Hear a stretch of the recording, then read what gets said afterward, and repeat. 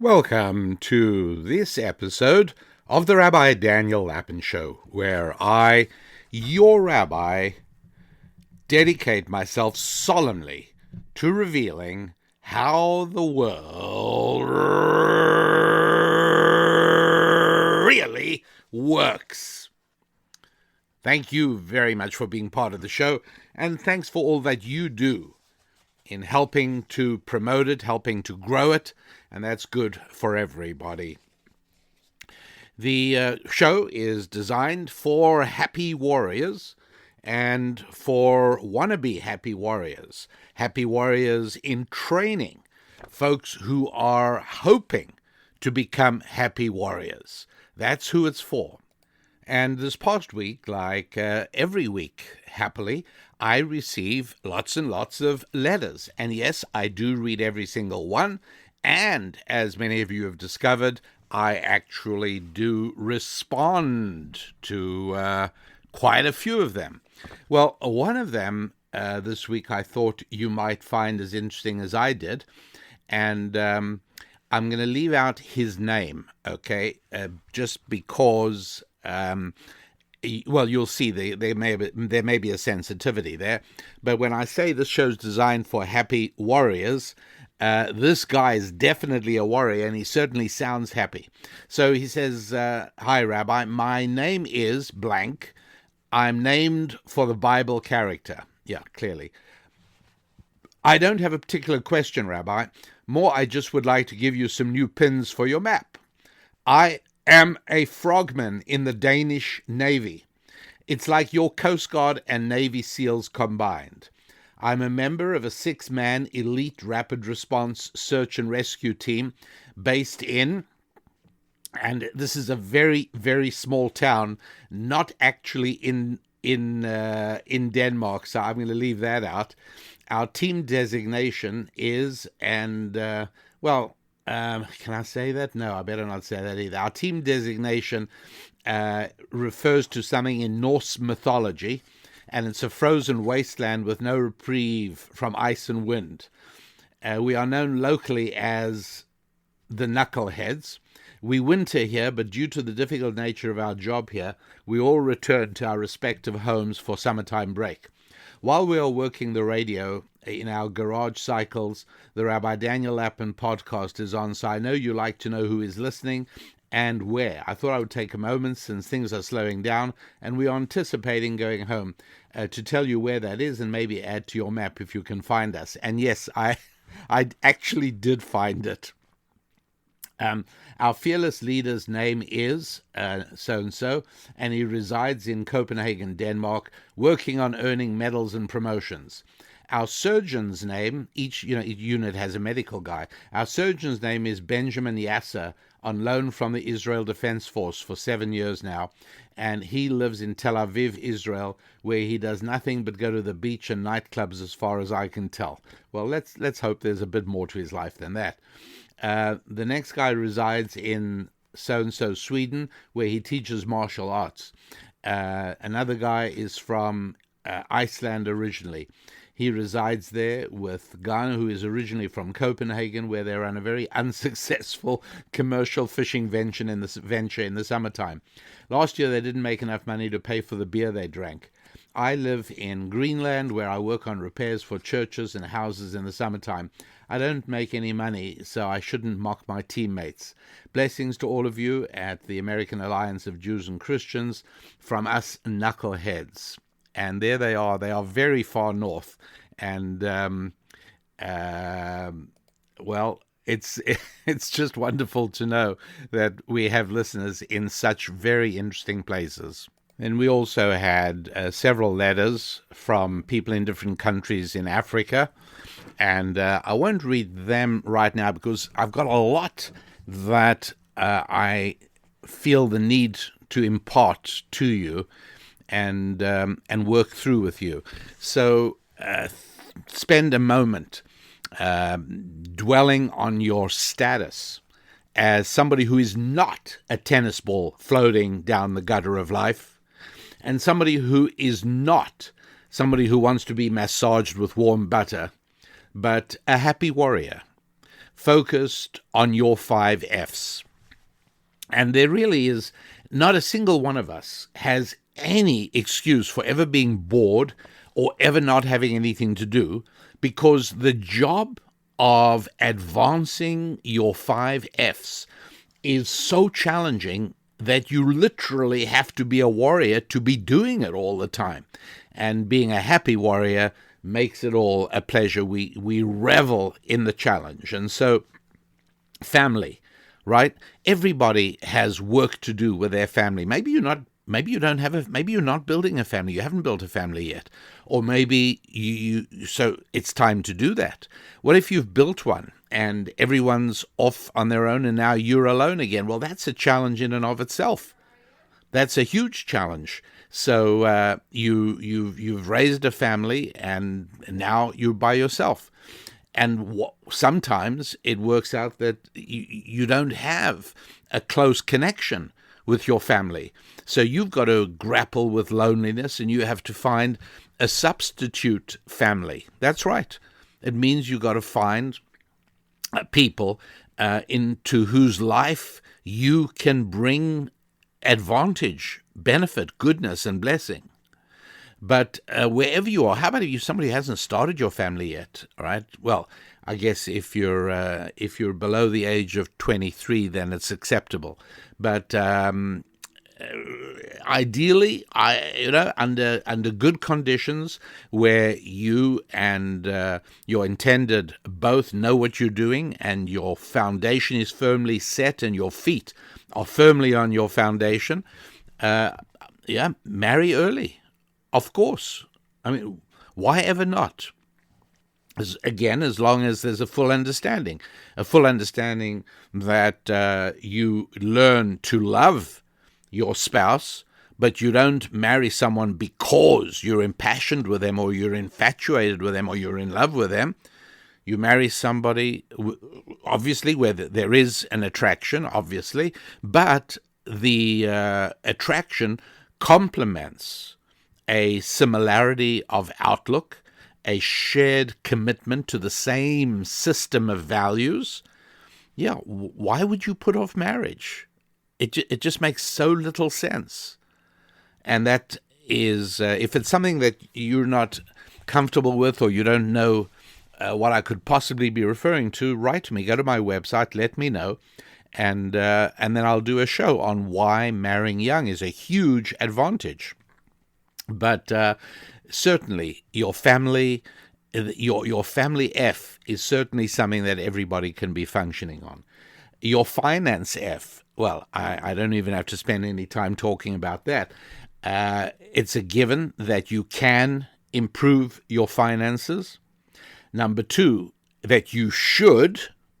That's right. You should not sit back and say, well, it's my fate to be a person in financial struggles and challenges. I just have to accept it and leave it as it. No, you really, not only don't you have to, you shouldn't. You are wrong to do that, because it means that you are reconciling yourself and resigning yourself to not adding to the sum total of human benefit in your community, your neighborhood, your society.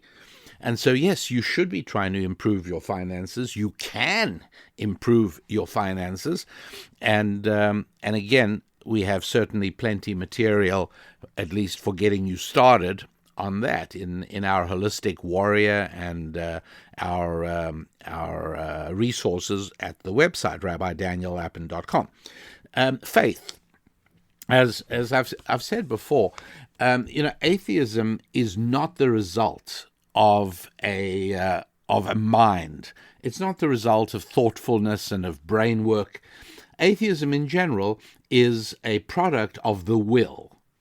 It's that we are all somewhat blinded by our own selfish instincts, which essentially yearn for freedom. And that's really what produces an atheistic outlook. This deep resolve to free oneself from a system of morality which constrains, restricts, and limits the things that I want to feel inside of me that I'm free to do. Even if I don't do them all, I don't want the feeling of not being able to. And out of that flows the whole concept of atheism and its fellow travelers. And then when one ties that in to the spread of socialism, spreading now more rapidly than any other belief system, as I discussed in the show last week, it provides people who want to rid themselves of, let's say, godly oversight, right? The nightmare vision of God peering over your shoulder, watching what you're doing, what you're saying, what you're thinking. And yeah, I understand you want to get rid of that. And so atheism and socialism go hand in hand. And that way you feel that you're a good person because you're trying to improve the world.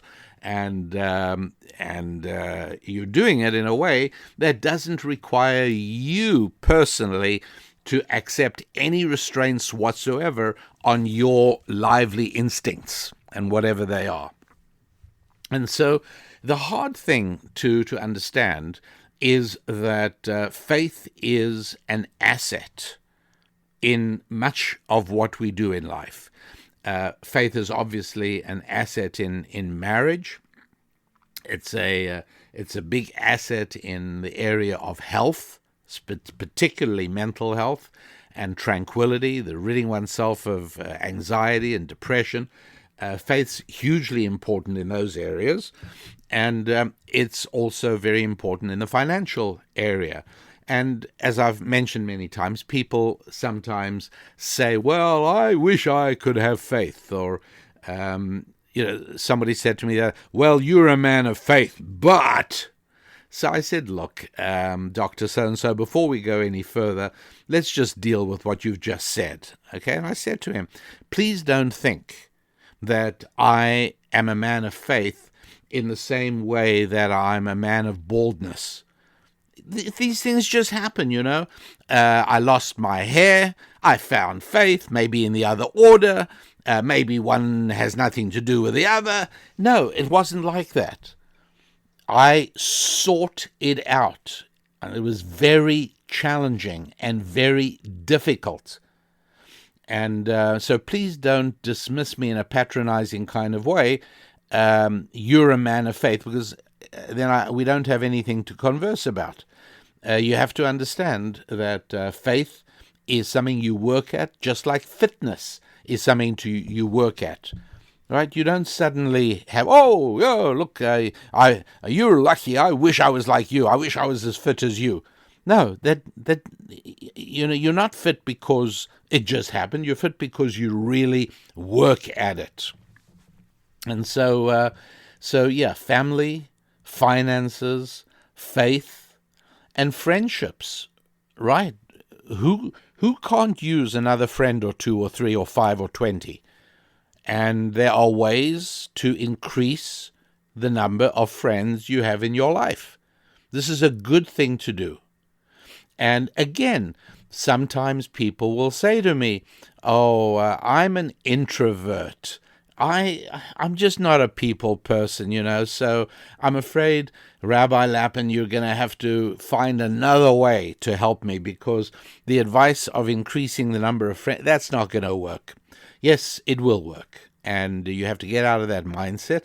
It's exactly the same as the other things I'm talking about. You need friends. They are an important part of your life. It interacts with all of your other 4 Fs, and the idea that you are an introvert, so stop it.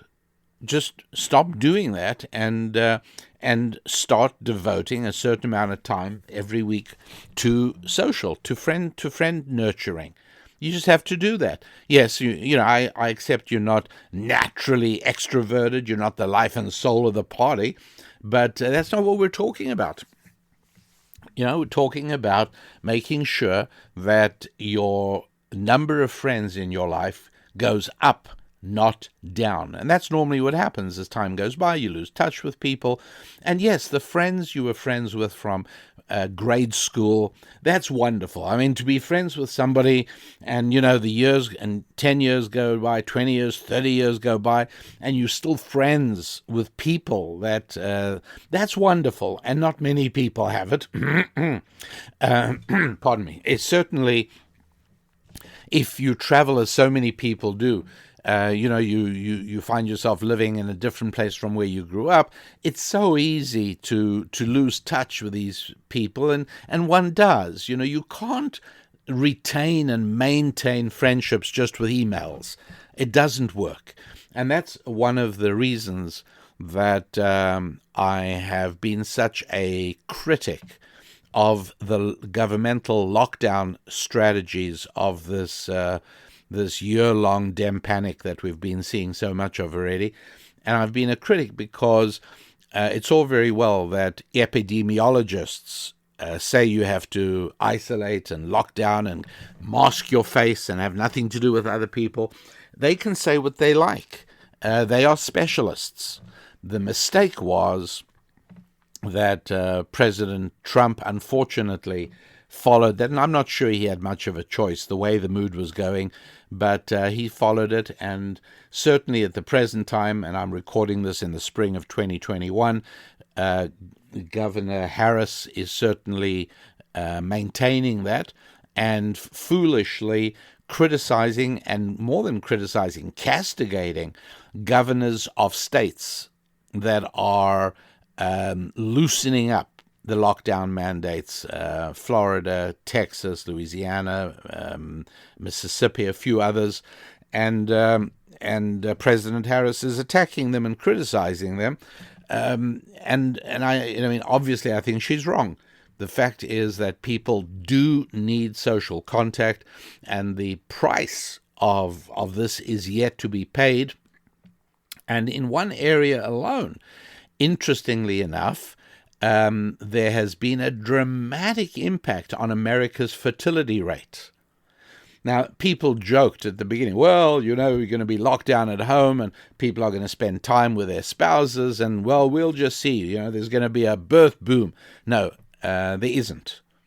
And so much so that there is actually already a depreciating of 20-year bonds. That's an amazing thing on the basis of the figures that are coming out about the United States fertility. Why would this impact a 20-year bond? Well, think about it a second. 20-year bonds are saying, well, what is going to be happening in 20 years' time? How are factories going to be doing? And the answer is that since there will be many fewer than expected customers for the products of those factories, they're not going to be doing well at all. And the market, made up of millions of separate investors, all making their own calculations, have arrived at a fairly consistent and unified conclusion, and that is that a diminishing of population, as we're seeing happening in the United States, and of course in European countries, it's an old story, other than relatively healthy nations like Hungary and Poland. But elsewhere, it's not looking good at all. And so, I just this past week saw that 20-year bonds were declining in popularity and strength, based entirely on investors deciding, hey, you know what, there are going to be fewer people coming into the market in 20 years' time than we expected. And so that has to be taken into account as well. And sure enough, it actually is. So friendships and then finally, of course, fitness. It's never too late to try and do something. Now, sometimes it's too late to, you may have abused your body for so long, and so you may actually never be able to get back quite to where you'd like to, but you can certainly be better off than you are now. So there's all kinds of things that we can be doing for our 5 Fs, our families, our finances, our friendships, our faith, and our fitness. And these are all very, very important, and certainly for many people dismiss faith and say, well, I'll leave that one out because I'm not a person of faith. That's like saying I'll leave out friendship because I'm not a people person, and I'll leave out fitness because I'm not really a bodily kind of person, and I'll leave out finances because, I'm not really a money kind of person. I'm much better than that. I'm holier than that. I'm pious. I'm virtuous. I don't care about money. And so there it is. So it's very easy to dismiss each one of these 5 F's, even though people tend to do it most with faith. And I'd strongly recommend that just privately by yourself. No big announcements, no embarrassing disclosures, no conversations with friends or family. Just by yourself, I would strongly recommend that you start trying to open a conversation with the Creator. All right? It's a perfectly normal, perfectly natural sort of thing for people to do. Admittedly, more than half a century of aggressive, rampant secularism in much of the world makes it difficult. Makes it, some people even feel embarrassed and awkward about it. But the fact is, people really can do something about it and should. So I want to tell you a little bit about Bitcoin. Not because I'm such an expert on Bitcoin, and not because I'm going to share with you my own investment strategies, nothing like that at all. But I thought I could give you some tools that would allow you to make up your mind about Bitcoin and whether you want to get involved in this new world of cryptocurrency or not. And that's really all that I want to do. And in order to do that, if I may, I'm going to start off with a commodity called aluminum. Okay? Aluminum. In England, we used to call it aluminium. Aluminium. In South Africa, we used to call it aluminium. But in America, it's aluminum. And why do I have to talk about aluminum? Well, let's first of all talk about what is aluminum used for. Well, I think what people mostly say right away is airplanes, right? They build aircraft largely out of aluminum alloys. There's a good deal more of plastic composite material going in as well, but still essentially it's airplanes. Power lines. A lot of the power lines that carry electricity around the country are made of aluminum, and there are reasons for that. Construction. Aluminum is used very much in buildings and construction. Take a look at window frames. Next time you have a chance to look at the window frame, mostly aluminum. You find it in electronics. You find it heavily in appliances, household and industrial. You'll find it in space industry and, of course, in shipping. And a great deal of aluminum is used in ships and boats. Now, aluminum, it costs about $2,000 a ton. How much is a ton of aluminum? Well, if you take a look at your coffee table, and I'm guessing, average coffee table size, not teeny weeny and not giant, but a sort of average coffee table size. And imagine it to be a solid block of aluminum. In other words, not made out of aluminum, but the entire volume enclosed by the coffee table and its legs and the floor. If you replaced your coffee table with an aluminum block about the same size, that would be about a ton of aluminum, and that would cost about $2,000. Now, about 1,000 of that goes to the cost of electricity to make it. How do you make electricity? How do you make aluminum, pardon me? Well, you start off with bauxite ore, and then you extract alumina from that, which is a sort of oxide of aluminum with oxygen stuck in it. And then you use an electric furnace to heat it up, and using certain types of electrodes, the oxygen is removed, and what's left is allowed to flow off into molds, and it becomes aluminum ingots, which are then shipped off to whatever customers and whatever customers need them. Now, America used to be the biggest producer and consumer of aluminum, right? And this was all the way up to the 1950s. We were the world's biggest producers and consumers of aluminum. Please bear with me right now, because I know that there are probably some of you who are saying, "Oh, really? A podcast about aluminum? Who's interested in that?" I think you will be. I really do, because part of being a happy warrior is being alert to the world around you and being interested in the world around you, all parts of the world around you. Music, not every kind of music, but some kinds of music. What's happening in different fields, what's going on. Yeah, you want to know about that. You want to be a human being who knows the world in which he lives, or she. And as I've just described, aluminum is a really important product, and so you want to know about it. But what has this got to do with cryptocurrency, Bitcoin, and real money? Well, that's what I'm trying to explain. So please hold in there for a moment. I'll try my best to make it as interesting as possible. So there you got America in the middle of the 20th century, not surprisingly, leader of the free world. Our dollar has just been made the reserve currency of the world. So other sovereign nations very often start storing up their money in dollars. We really are on top of the world. And obviously, we produce and use the most aluminum. We are now in 2021. How many aluminum smelters are there in the United States? As far as I can find, 14 of them left. There, maybe 15, maybe 12, but and it depends when you're listening to this. But many, many, many of them have shut down and gone. Many of them, and now we've got 14 aluminum smelters.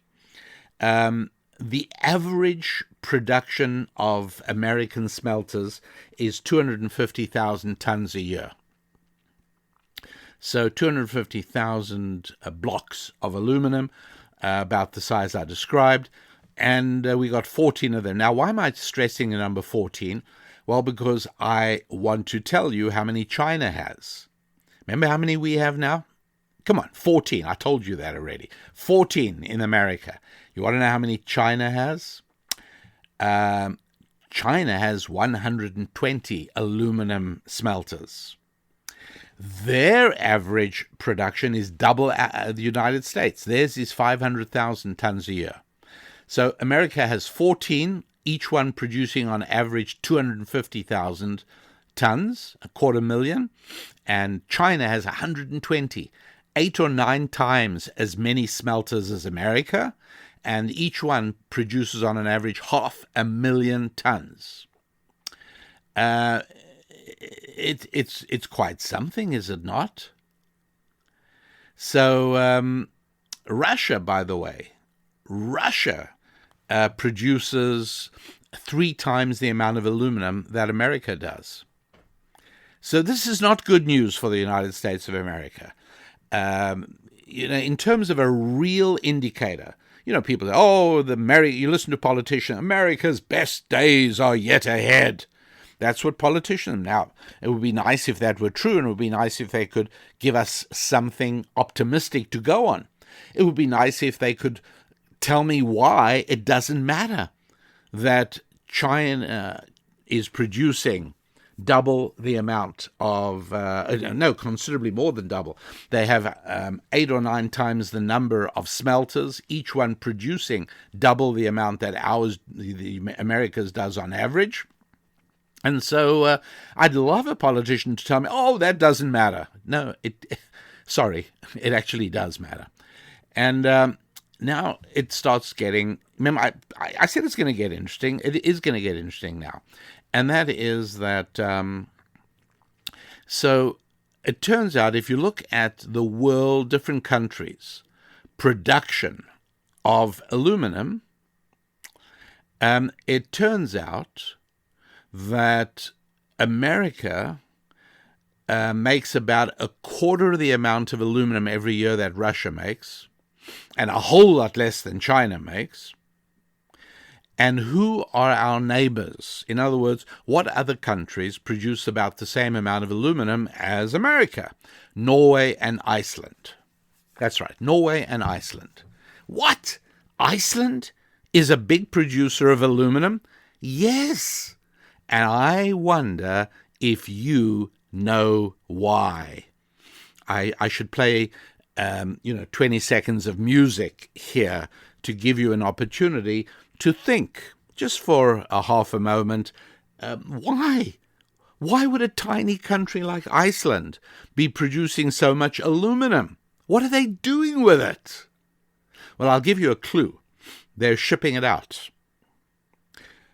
And anyway, I understand that Russia has bauxite ore, so they make aluminum. China has bauxite ore, they make aluminum. America has plenty reserves of bauxite ore, and we make just about the same amount of aluminum as Iceland. Does Iceland have bauxite ore? No. So where do they get it from? They import it. So what is going on? Well, I'll tell you. Remember I told you all those closed aluminum smelters in the United States of America? Hundreds of thousands of jobs gone, by the way. And they used to be good jobs. Typically, the salary, the pay for an aluminum smelter worker in the state of Washington, which is what I happen to know, was 1.4 times higher than the state average. It was good job working in a smelter. But those jobs have gone because the aluminum companies that used to run smelters in the United States of America, well, here's what they do, my friends. And this is just a glimpse into the wonderful world of international trade. They ship the bauxite ore in huge freighters from the United States all the way to Iceland.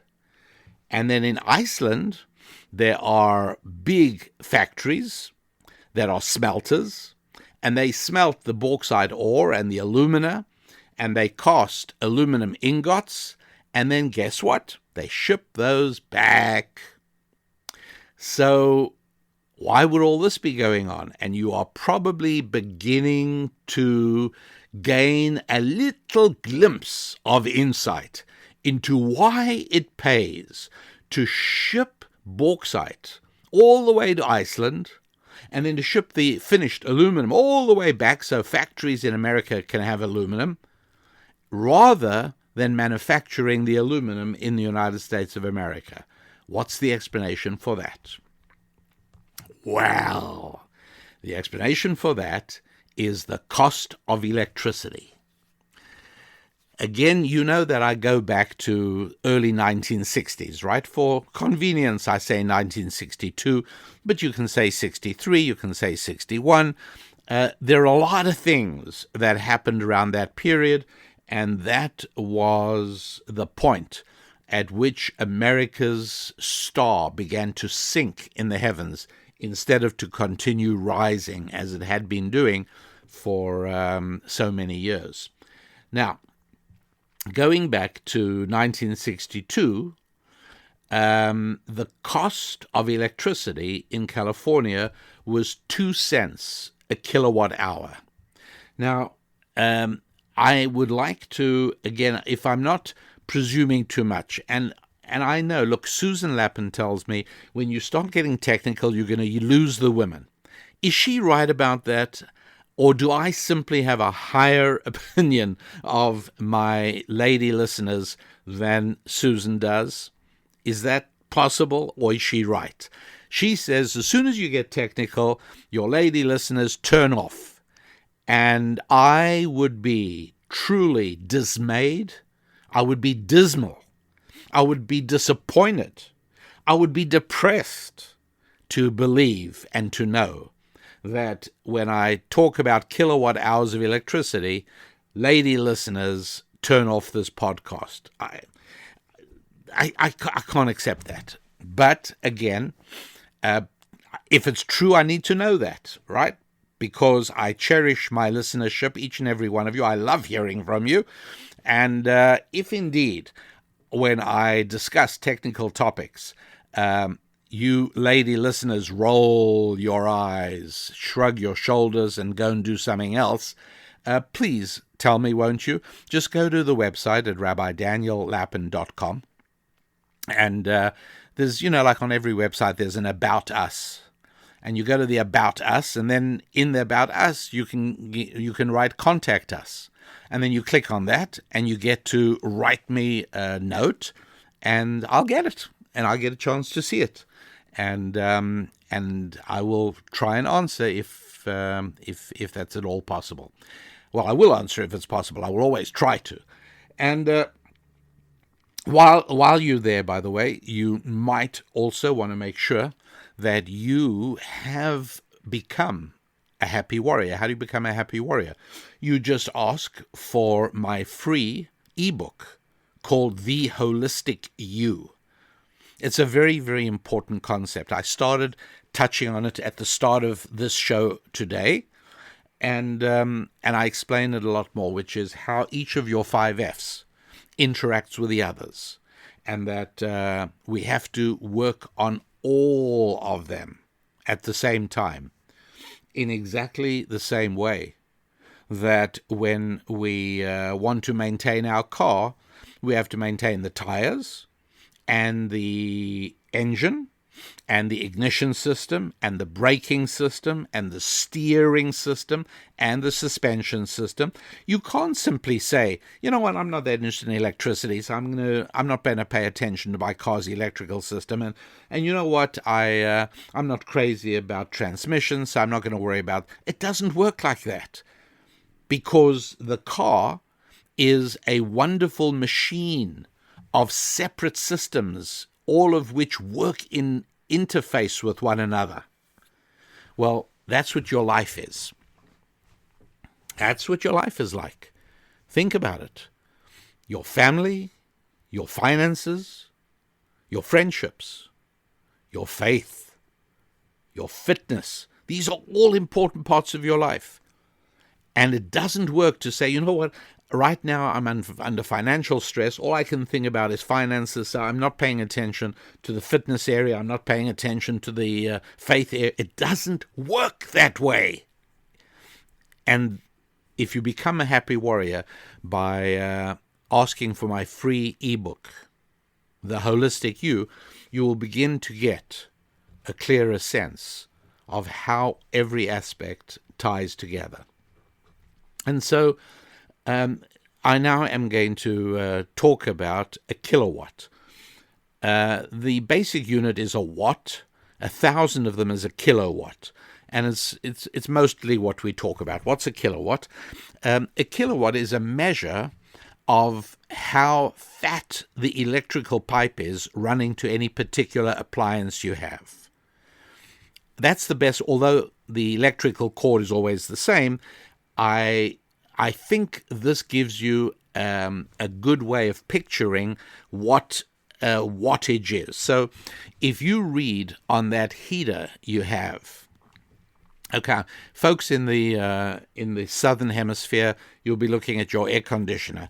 But right now in the northern hemisphere, most people are still looking at their heaters, heater or air conditioner. You look at your heater and you look at the information plate, usually be underneath it or near where the power cord goes in, and it'll usually say that the consumption is 3 kilowatts. It uses about 3,000 watts. And that means that it has a fairly fat pipe carrying electricity into it. Not really, but it means that there's a lot of electricity pouring into it all the time. Now compare that with a light bulb. I still like the incandescent light bulbs, which I would never tell you I'd do an illegal thing like importing them from another country where you can still get them. I would never encourage you to do such a thing. And you can't do it from Amazon, by the way. If you go to Amazon in a country that still has incandescent light bulbs, they will not ship it to you. How do I know that? None of your business. And I still like incandescent light bulbs. Incandescent light bulb, I use 100-watt bulbs. So what does that mean? It means that the pipe carrying the electrical energy to the light bulb is much smaller, thinner than the pipe carrying electricity to the heater, because the heater is using 3,000 watts or 3 kilowatts. My electrical light is using 100, and so it's 1/30th of the power consumption of the heater. Right? Now, how does the electrical company bill you? They bill you for a unit called a kilowatt hour, meaning you are running electricity to a 1,000-watt appliance like your hairdryer, and you're doing that for an hour. And that's a kilowatt hour. So if you run your heater that I described earlier for an hour, it's going to be, since it uses 3 kilowatts on a steady basis, and you used it for an hour, it's 3 kilowatt hours. If you leave it on for 8 hours overnight, it's going to be 24 kilowatt hours. Does that make sense? My light bulb is using 100 watts and 100 watts. If I leave it on for 10 hours, I will have used 1 kilowatt hour. Right? 10 hours times 100 watts is 1,000 watts or 1 kilowatt hour. So now that you know what a kilowatt hour is, we can talk about costs. Back in California, back in 1962, and I'm talking about California, but there are other countries, other states in the United States that are just as bad. Connecticut is another one, and there are several states which are somewhat better. But the bottom line I'm going to show you is how the cost of power in the United States has climbed and skyrocketed in the last few decades from 1962. California in 1962, a kilowatt hour cost 2 cents. Right? So to run your heater for 3 hours cost you 6 cents. Got it? 3 kilowatts for an hour. 1 kilowatt hour is 2 cents. 3 kilowatt hours is 6 cents. So that's what it would cost you. Now, electricity in California is 20 cents per kilowatt hour. 10 times as much. Now, some of that is due to inflation. There's no question about it. But a whole lot of it is due to, that's right, renewable energy, solar electricity, wind power. Did you know that you are subsidizing wind power? Did you know that every time somebody buys a Tesla car, they get $7,000 of your money? Did you know that? Oh, yeah. Because we are subsidizing electricity. Why? For political reasons. That's why. And so, not surprisingly, your electricity bill keeps going up. You're now paying 20 cents a kilowatt hour.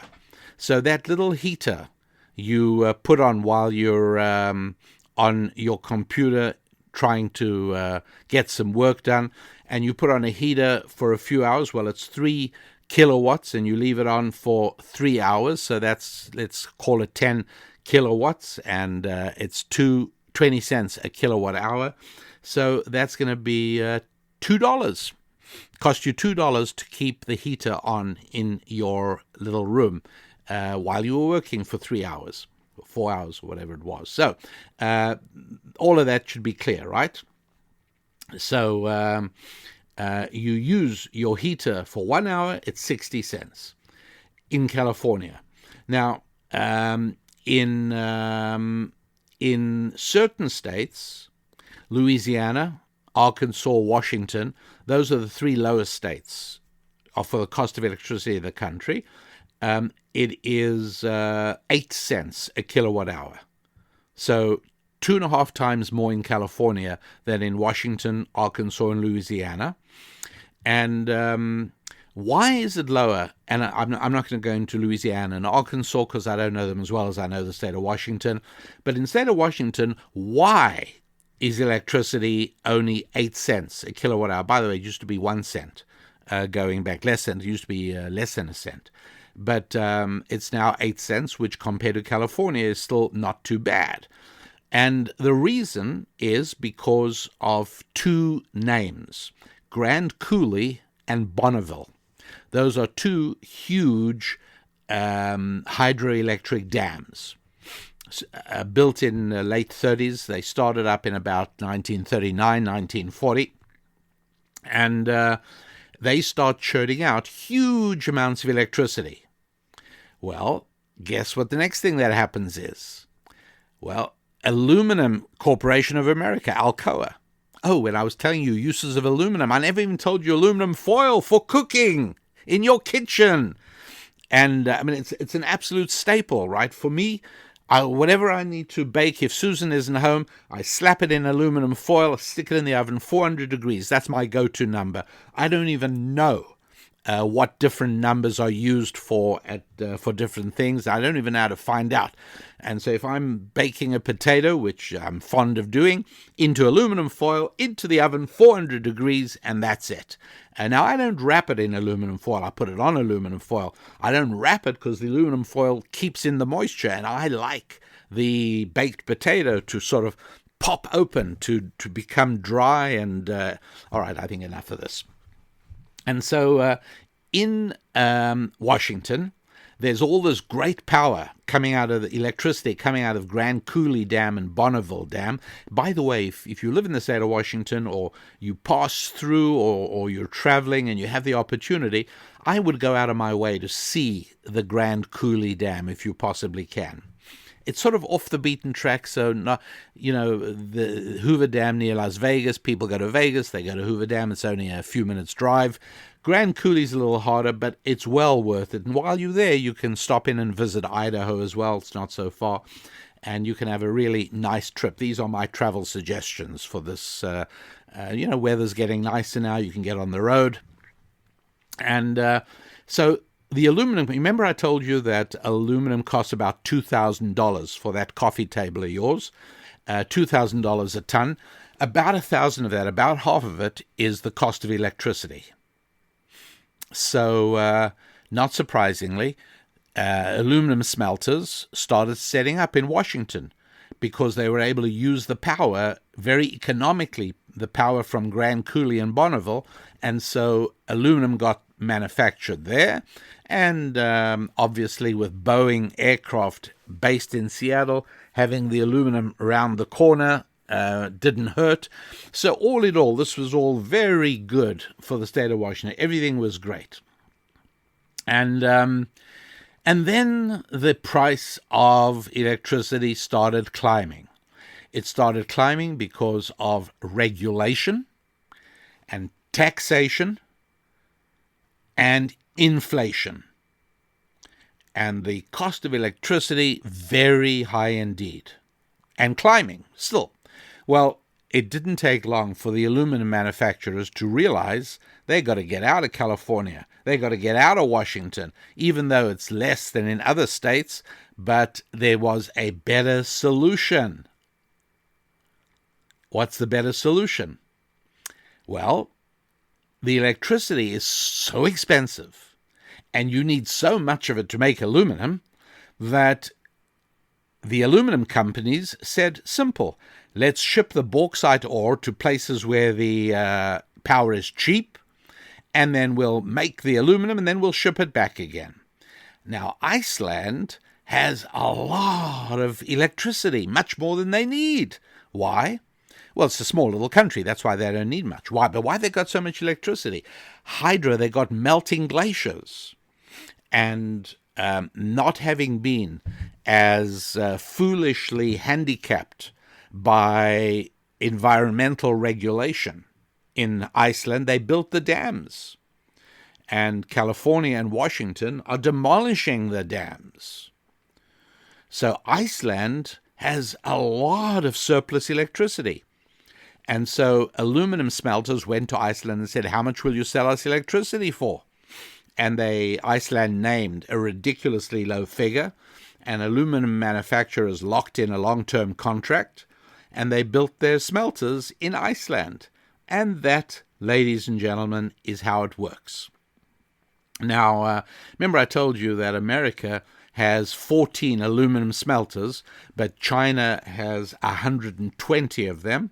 Now, have you read about big dams being built in China? Is it called the Seven Gorges Dam? I believe it's the Seven Gorges Dam, or the Gorges Dam. I think it is the biggest hydroelectric dam in the world.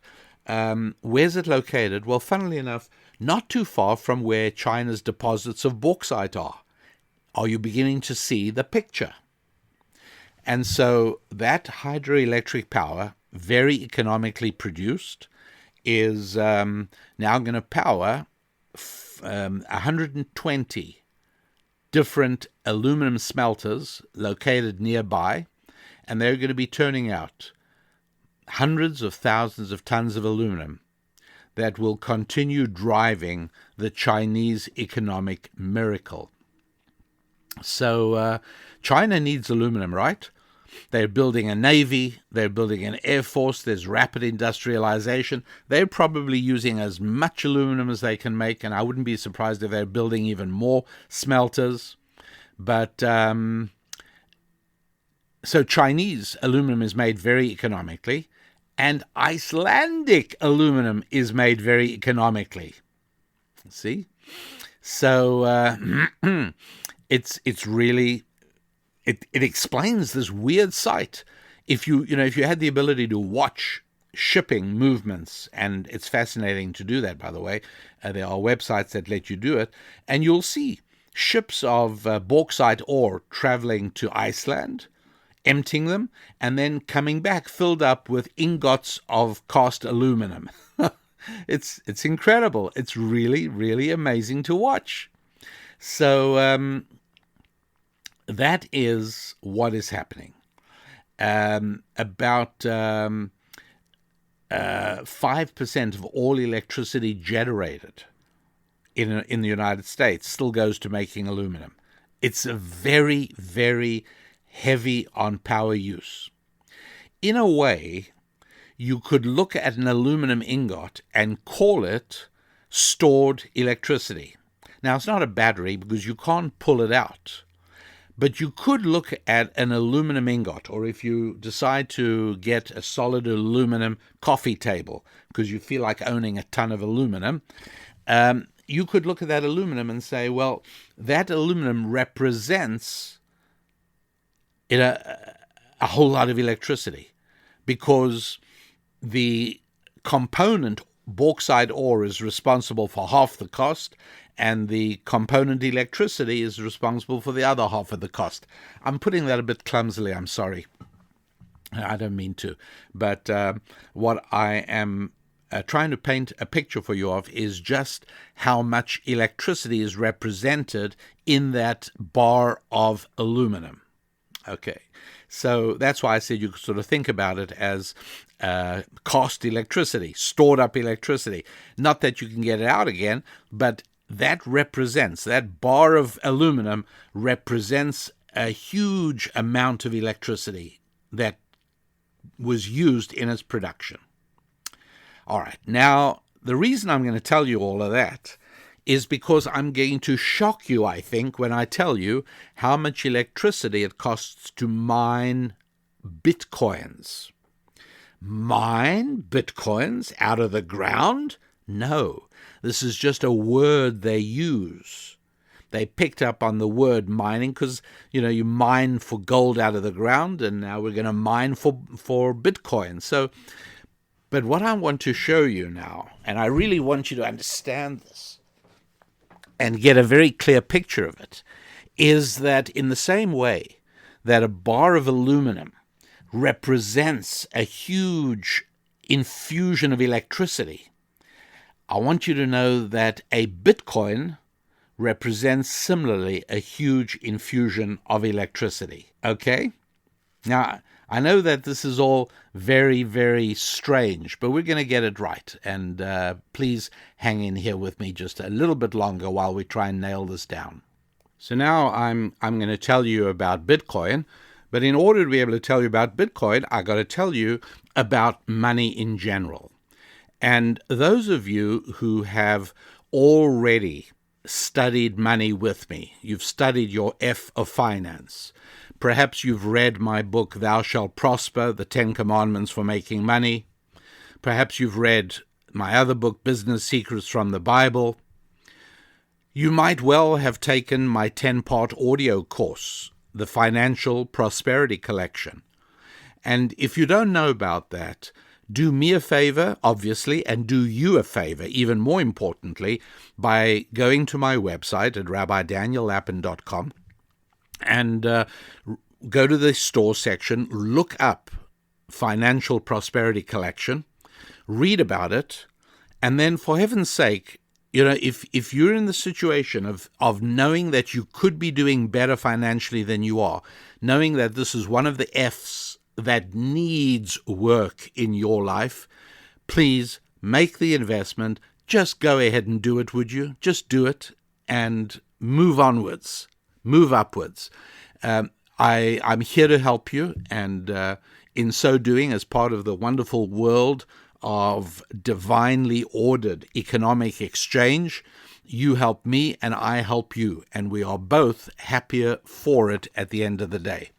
So it's called the Financial Prosperity Collection, and if you've already done that, then you probably already understand the rather provocative statement I make when I say that money is spiritual, not physical. Now, what I mean by that is not that money is virtuous and moral and pious and religious. I'm not saying any of those things. I'm simply saying that money, by its nature, is a spiritual commodity, not a physical commodity. Somebody gave me a hammer as a gift, Paul, and I thank you so much, Paul. He gave me a beautifully engraved hammer, and I cherish it and I use it. It came in the mail, and I had some people in my office when it arrived. The mail came in, and I saw this heavy and odd-looking envelope. I opened it, and people in the meeting with me saw me pull out a hammer, and I've never seen eyes bug out of heads quite like that in an ordinary business meeting. But my hammer, this hammer of mine, it's not my only hammer, but it's my favorite hammer, is a physical object. What I mean by that is that this hammer resides in my toolbox, or sometimes I will have it out of the toolbox because I'm actually busy using it. Now, if for one reason or another you decide that you want to harm me, you want to deprive me of the use of my hammer, you cannot do it without coming into physical proximity with the hammer. You're going to have to come to my office, and you're going to have to find the hammer. You're going to have to pick it up and walk away with it. And I got to tell you that trying that, you have to do that at your own risk, because I got two friends who are going to try and stop you doing it. One's Mr. Smith and the other one is Mr. Wesson. So it's not a good idea. But should you decide that you want to deprive me of the use of my hammer, well, that you can only do if you come right to the lion's lair and you grab hold of the hammer and you walk off with it. But let's say you want to, God forbid, you want to deprive somebody of his reputation, which happens a lot these days. Well, would you have to go and actually put your hands on his reputation as you have to put your hands on my hammer? Of course not. You just broadcast whatever you want to broadcast, and people start thinking less and less of the person that you talk about. And that's because a reputation is spiritual and a hammer is physical. And now my question to you, and if I had the music, I'd play it for another 10 seconds. Is money spiritual or physical? All right, well, let's test. Let's go back and watch what happened. Way back. Well, actually, before that, before I even go way back, your money is being harmed. You are being deprived of the use of your money every week, every month. You know how? Because the government, by printing too much money, is lowering the value of your money. And so if you bought something for $100 in 1962 in the United States of America, let's say you bought something for $100. Today, in 2021, that same thing will cost you $800. There's been a huge drop in the value of your money. It's important to understand. So right there, you can see that money must be spiritual, because people have deprived you of the use of a lot of your money without anybody coming anywhere near you. So there's one way of seeing that money is spiritual. How about gold? Well, gold is money, and that's a lot safer. And if you're holding gold, well, then people would, because gold is physical, right? People would have to come and grab your gold. Well, please don't think that's impossible. What am I talking about? We have to take ourselves back, if you don't mind. Have to take ourselves back a little bit and look at 1933. During his presidential campaign, Franklin Delano Roosevelt promised to lower government spending and therefore lower taxes and balance the budget. And everybody voted for him. He got into office. But once he was in office, well, then he did exactly the opposite of what he had said. And he raised taxes. He spent and spent and spent. And basically making the Democratic Party a powerhouse that would be hard to ever dislodge from the prominence it had achieved. He spent so much money and created jobs, and again, government jobs, right? I spoke earlier about dams like Bonneville and Grand Coulee Dam, and these were in fact government projects, right? So yes, it did. It gave jobs to a lot of guys who built those amazing dams, but it was government money. He obviously had to raise taxes in order to be able to pay for the huge increase in spending. And the size of government started swelling and growing out of control. All of this takes money. And he kept on raising taxes.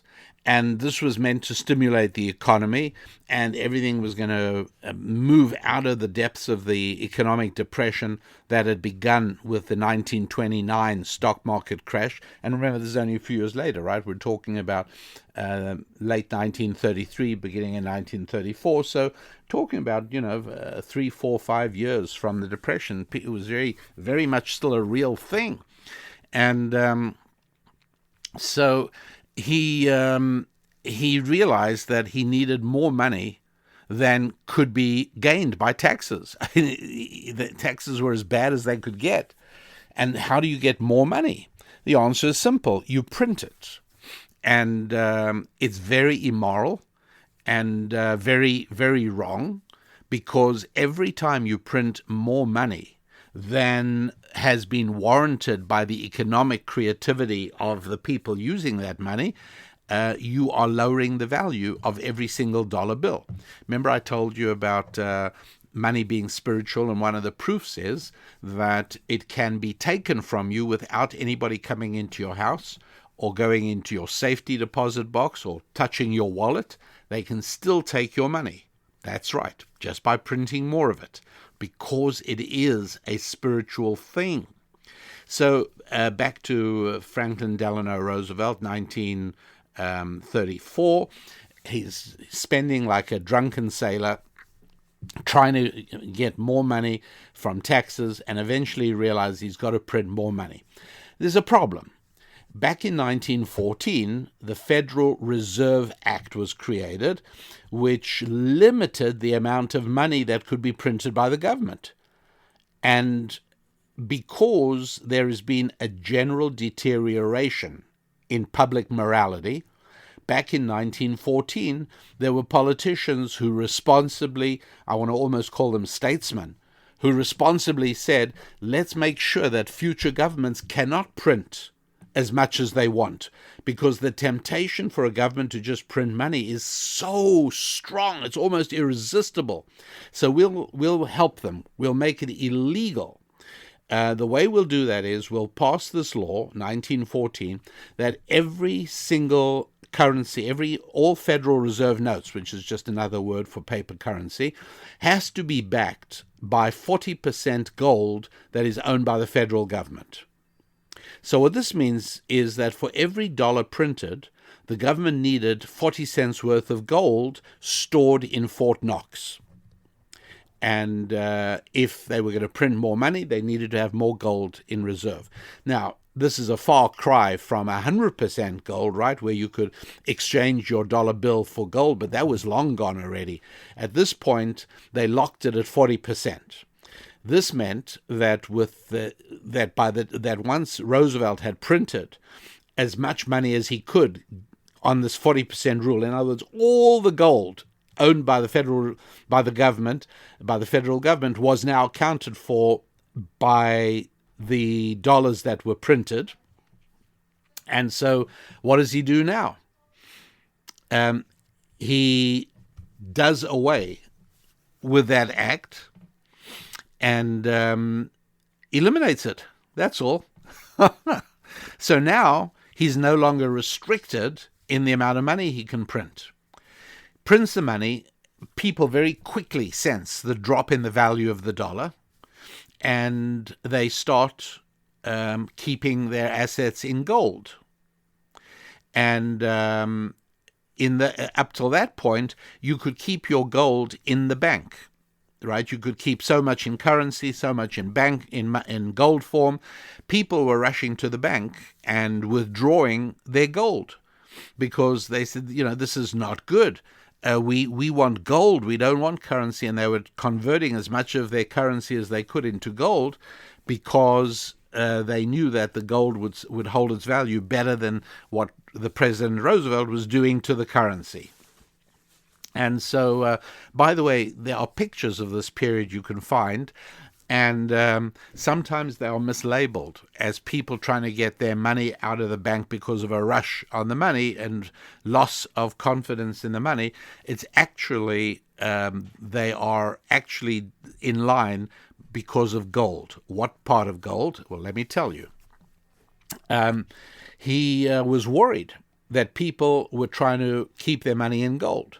That meant they would be increasingly more aware and more alarmed about his printing of the money. So he passed a law that made it illegal to hoard or keep at home gold or silver coin or bullion or currency. You can't do that. And he actually closed all the banks from March the 6th to March the 9th in 1934 in order to give a chance for all this to straighten itself out as he passed this new law. By April the 5th, less than a month later, his actions had not been sufficient to slow down the runs on banks and the drainage of gold out of the system, where everybody took gold because they didn't any longer trust the money that the president was stealing from them by printing too much of it. So, I'm sorry, I said 1934, I meant 1933. So in April 1933, and he's only been in office a month at this point. He's a month-old president, and he's done this amount of damage to the currency. There was an old law from 1917 called the Trading with the Enemy Act, which was a law which was passed during World War I, and it was because of the possibility of treason. They were worried about possibly Germans in America. So Trading with the Enemy Act of 1917 was an old law that was defunct and no longer used for anything. And this gives you an idea of how astute and ambitious politicians are able to pull the wool over your eyes and do exactly what they want to do. He took this old law, Trading with the Enemy Act of 1917, and he sort of converted it into a law that made gold ownership illegal. And he issued an executive order, which, by the way, is notorious among people who understand money. It's called Executive Order number 6102, and that made gold ownership in coins or bullion bars illegal for all Americans. The punishment was draconian, 10 years in prison. Anyone caught with gold, 10 years in prison, and a fine of twice the value of the gold that you failed to turn over to the federal government. So basically, he gave everybody a few weeks to hand all the gold in and have it exchanged for currency. Valuable gold exchanged for very weak currency. And you will see pictures, I mentioned earlier, many of the pictures you see that are labeled people trying to get their cash out of the system. No, it's people standing in line to hand in their gold. They had to stand in line hours and hours and hours and hours because being caught with gold in your possession, and everybody had gold. You know, gold coins, I mean, gold eagles. America used to mint gold coins. Everybody back in 1933 had gold, particularly, you know, in the period of the Depression, people learned not to trust currency. And so now, all of a sudden, the president, by executive order, is taking away your gold and forcing you to accept in exchange devalued currency. It was pretty bad. And I tell you this in order for you to understand that money can be taken away from you. It is not just by a thug with a pistol, but by government action. And it's important to get this clear, because when you understand the danger of cash, its possibility of being taken away from you, and the reality that it is being taken away from you every day by inflation, then you realize. Now, to sort of jump a moment, people are, well, you know, Bitcoin's not a currency. It's this commodity. Its value has been climbing, skyrocketing up. Yeah. This is true. The value of Bitcoin has been climbing, and that's not to say it can't drop, but it has been climbing. But in parallel with that, you have to know that the value of your money is dropping. So the money you have sitting in the bank, right? You've got $1,000 sitting in a bank account, and you think to yourself, well, it's just, you know, sort of money just in case I need it. It's savings. It's making, you know, a 1% interest. That's not keeping up with its loss. It's still losing value. So paper currency is losing value and could lose a whole lot more, no question, and has in the past, as we saw in this horrible, horrible period of the beginning of Roosevelt's presidency. And by the way, it's a lot like using, public health. I don't doubt for a moment that President Harris is going to be doing a number of things under the guise of public health. When you've got things like this, and you've got emergency legislation, and because they never, I mean, this is one of the great things President Trump was going to do, was make the federal government go back through old, unused laws and delete them, get rid of them. And you see the danger that the Trading with the Enemy Act of 1917, the fact that it was sitting there in the books, allowed President Roosevelt to use that to make gold ownership illegal, right? It's insane. What does that have to do with trading with the enemy? What's that got to do with treason? What's that got to do with national security? There's no war in 1934, but he gets away with that. And it's also, you know, it's in order to help people, and it's to there were wonderful words they put out for all of this to sort of bamboozle the population, that all of this is a good president trying to help people and get them things and give them money. So people let it happen. Now, that's not the end of the story. At that period we're talking about, foreign countries Okay, the US dollar hadn't yet been made the official reserve currency of the world. That happened right after World War II in a conference called the Bretton Woods Conference. But many countries did keep money in dollars, and they were able to ask America to switch the dollars for gold at any time they wanted at a price of $32 an ounce. Now, what's great about this is that it meant that the value of the dollar was fixed. You see, you follow what I mean? The value of the dollar was now $32 per the ounce of gold. And that also then began to restrict President Roosevelt's ability to continue inflating the currency, which he had no intention of stopping. It's not that he wanted to inflate the currency, he would have preferred not to, but he wanted to print the money.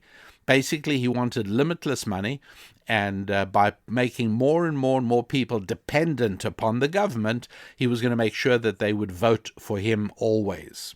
That was the entire concept. Well, now, with paper currency separated from gold, there was no longer that link. President Roosevelt was able to continue increasing the federal deficit by issuing bonds in exchange for paper money. He used the paper money raised through government bond issues to pay for the many different government programs that vastly increased the size of government and increased the number of Americans who became dependent on government as part of his New Deal program.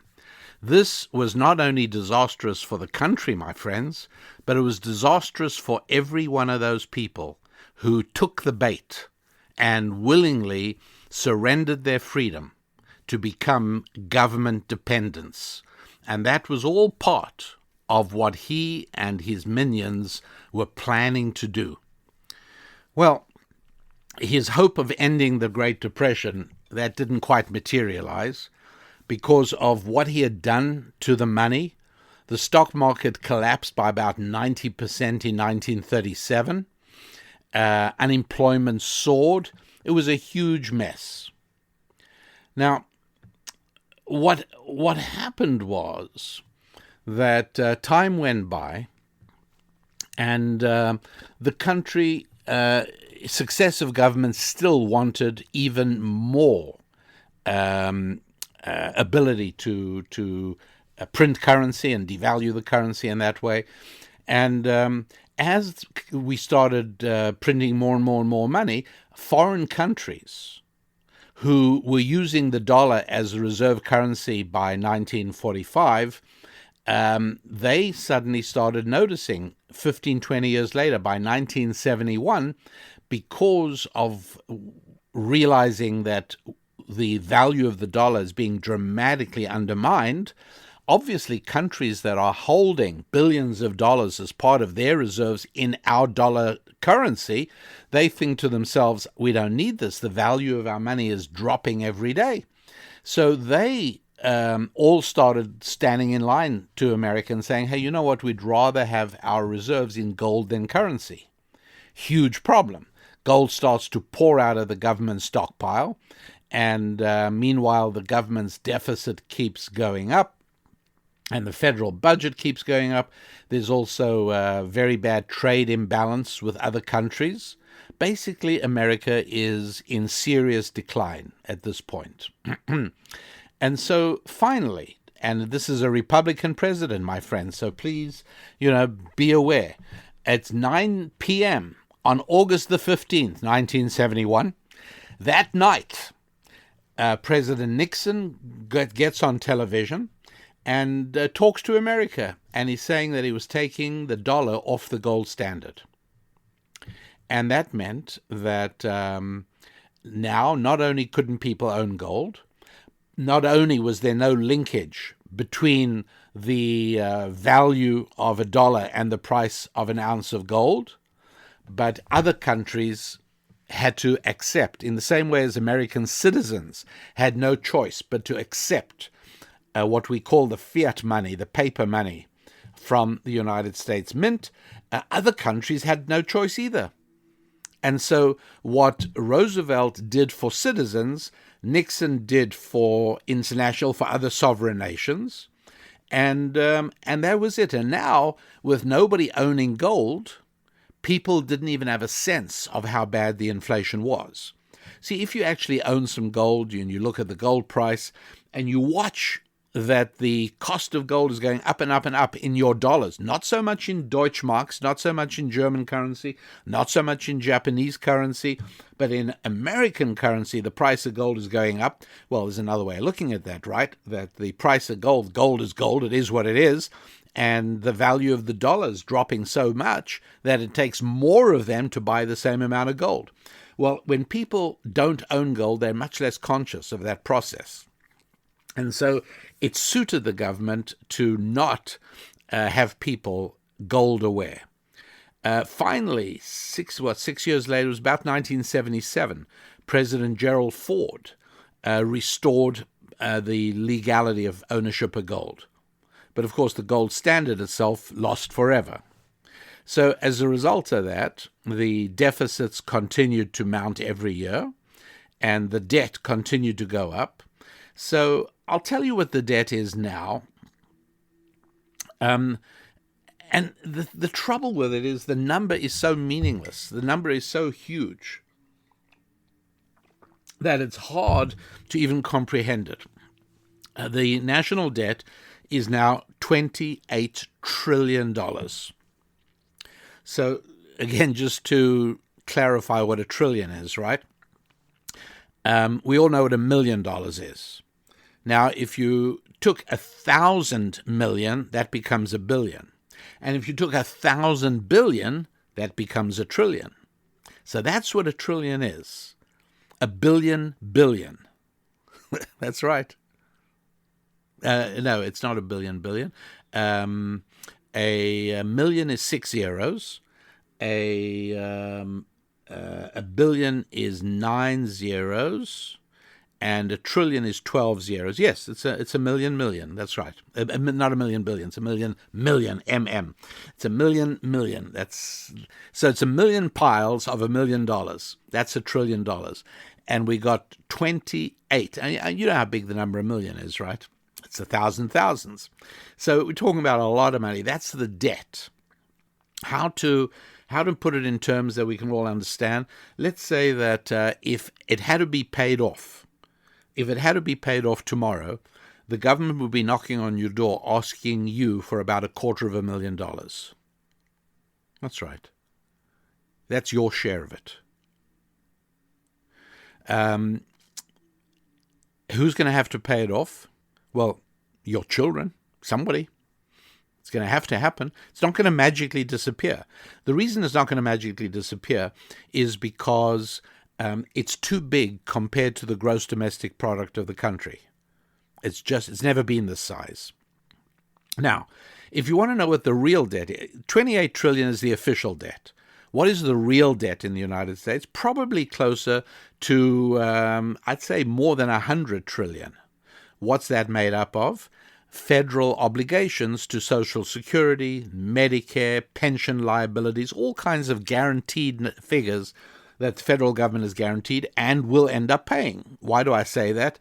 Because any time that an agency has a bigger agency behind it, they will spend all their money, knowing that the bigger agency will then fund them.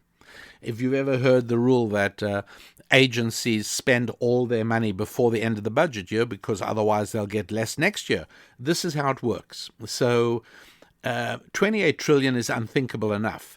100 trillion, it's breathtaking. There's nothing to talk about.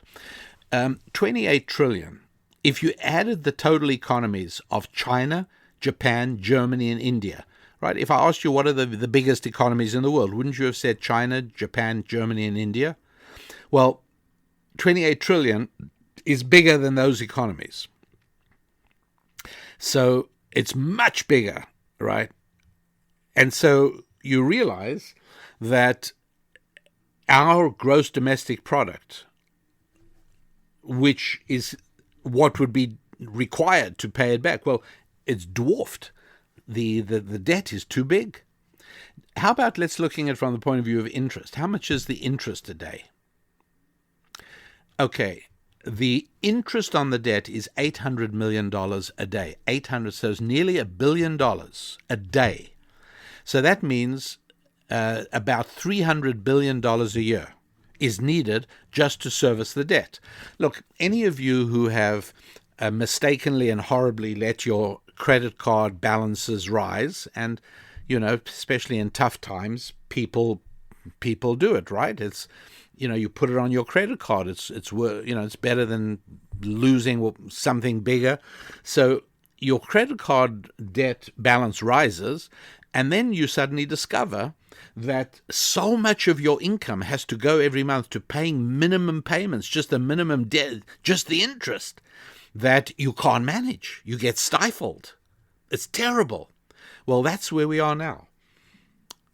$800 million a day in interest on the national debt, and President Harris just raised it again, just made it go way up, and it's going to continue going up. That's what's happening. So why is this important?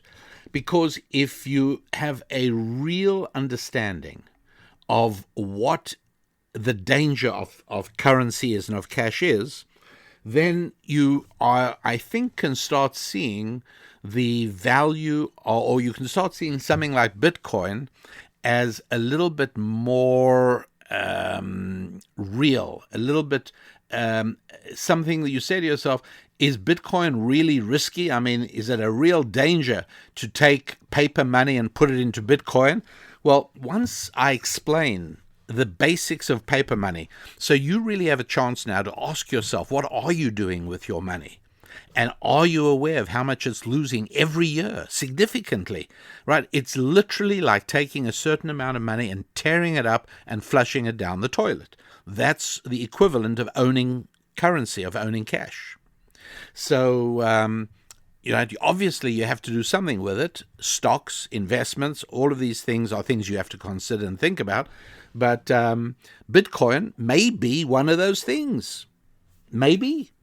Now, a quick, deeper dive into Bitcoin. In the same way that Iceland has become astonishingly and unexpectedly a major supplier of aluminum, you won't be shocked to hear that Iceland has become a major place for producing Bitcoin. That's right. You can actually see pictures of warehouses that are thrown up quickly in Iceland to house the thousands and thousands of computers. Now, you've got thousands and thousands and thousands of computers running, and you need a huge amount of air conditioning to keep them cool. All that electricity is a lot of electricity. As a matter of fact, my friends, the maintenance, the producing of Bitcoin actually uses more electricity than the whole country of Switzerland uses. It uses more electricity than the whole country of Argentina uses. That's right. So in the same way that a bar of aluminum is like a representative of a lot of electricity, so is a Bitcoin. And again, I'm not going to do how many of you, I'm sure, know more about Bitcoin than I do, but the little I know is that started in the beginning of 2009. So it's recent. It's only 11 years. But there have been a huge number of transactions in that time. People have traded in Bitcoin. People have bought things and sold things. People have bought Bitcoin and sold Bitcoin. By the way, in all that time, not a single error. Right? In millions of transactions, not a single error in that period of time. In the same time, our ordinary paper-based banking system estimates between 1% and 5% mistakes and errors. That's how reliable this computerized system that you've heard called the blockchain technology. I'm not going to discuss it, but it's a very, very sophisticated computing, way beyond my understanding. It's all intriguing because it's shrouded in mystery in the sense that nobody knows exactly who it was who came up with this and wrote the algorithms and created the program. But there's some very, very clever things about it. And one of them is that it sets up a system whereby Bitcoins are created by the solving of mathematical problems that can only be solved by many, many, many computers. And the system is designed in such a way so as that as there are more and more computers mining Bitcoin, the complexity of the problem goes up.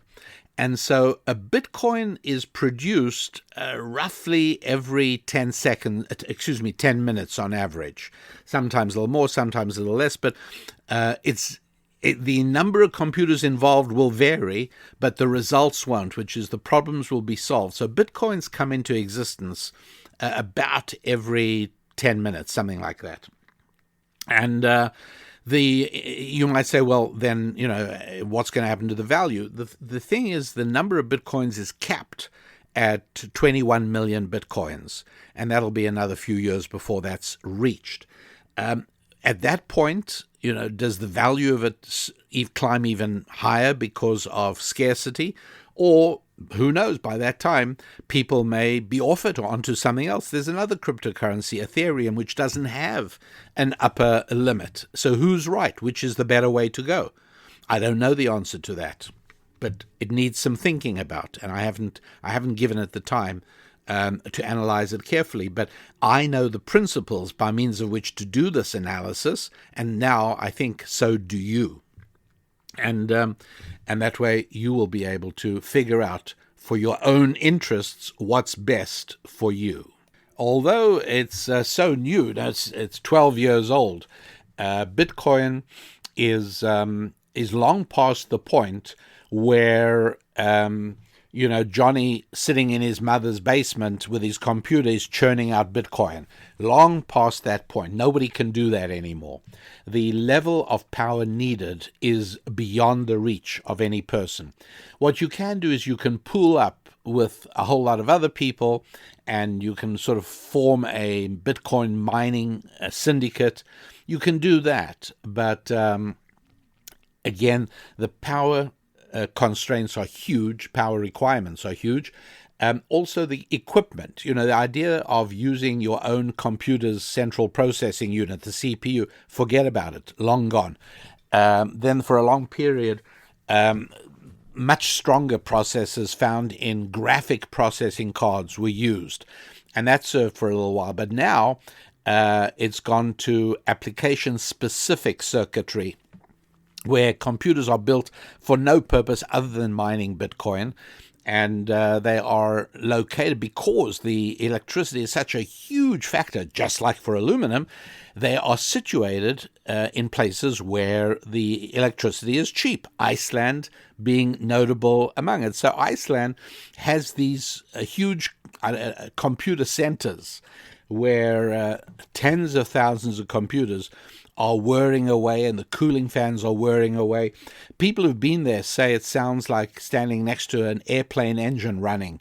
There's so much noise from and you can imagine all the heat generated, and so all the cooling the cooling equipment has to operate, and all of this is producing Bitcoin. But so cleverly is the algorithm written that not only is it producing Bitcoin, but it's also handling all the bookkeeping for the entire system.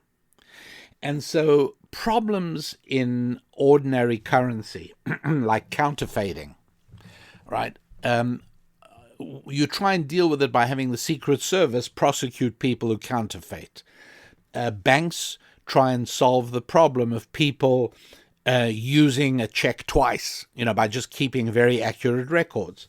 And of course, Bitcoin has completely solved that problem, in that the Bitcoin in your digital wallet cannot be used twice, and if you sell something for Bitcoin, again, that is reliable. You will get your Bitcoin, and that brings up just one more thing to clarify for any people who aren't sure of this yet, and that is you never actually hold Bitcoin in your hands, because there isn't one. It doesn't look like anything. And in that sense, I find it helpful because it serves as a very good tool to get clear into your head that money is spiritual. It's not those discs of metal that clink in your pocket, and it's not the strips of colored paper. And neither is it the orientation of iron oxide molecules in that brown magnetic strip on the back of your credit card. No, money is spiritual. It is a measure of how much you have done for other human beings. That's what it is. And so having money means that you've served other human beings. And that's how money comes into being. Right? And again, in some of my other material, you can see it on the website, rabbidaniellapin.com. I give explanations, and I've also done it on earlier podcasts, of how it is that there's more money available as soon as one person serves another person, or when a person buys something from a company, or when one company does something for another company. But everything is dependent on this. Now, again, if you share my outlook, then the explanation is that the good Lord wants to stimulate connectivity between his children in exactly the same way that parents who are preparing their estates and their succession plans and their wills, parents often go to great lengths to figure out how can they make sure their kids don't fight, how can they make sure that their kids stay close to one another. And it's always a challenge. People worry about that. And our Father in heaven has the same worry. He wants us to be connected with one another and to be helping one another. And so he set up a system of trading. He made it so that you will eat better with less effort if you trade instead of trying to do everything yourself. And that's the system of specialization, which Adam Smith wrote about in 1776, and which the book of Genesis writes about and the book of Deuteronomy writes about considerably earlier. The idea of specialization, part of God's plan for human economic interaction, because that means I need other people.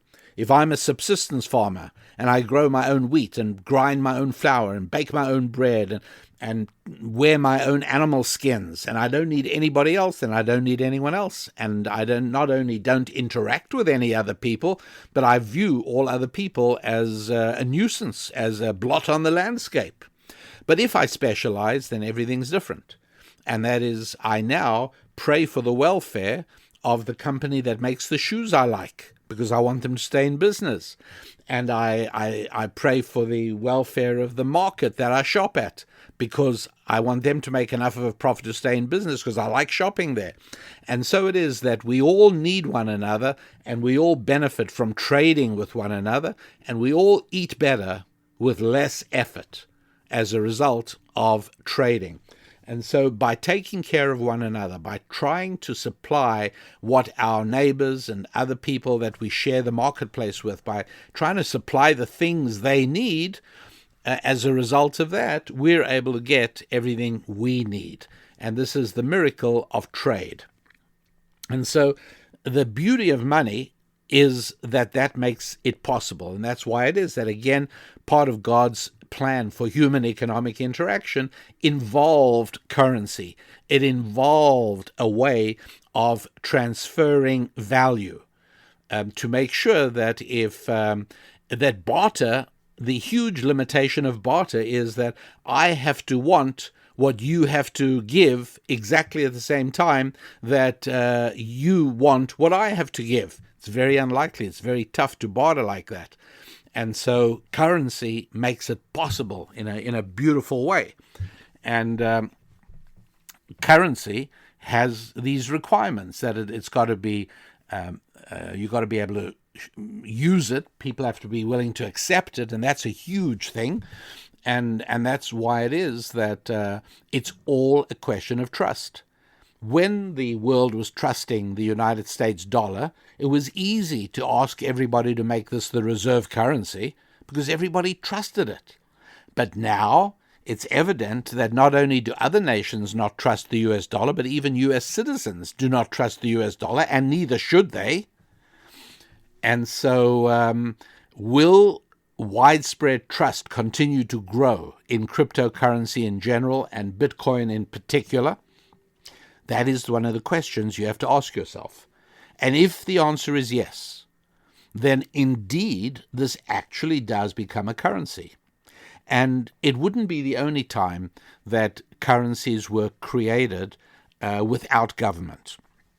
All right, when the Hanseatic League was formed in the 1300s in Northern Europe, there were currencies that merchants were minting and producing. One of them came from a certain valley, and in German, a valley is called a Tal, usually spelled Thal or Tal, and it's pronounced Tal.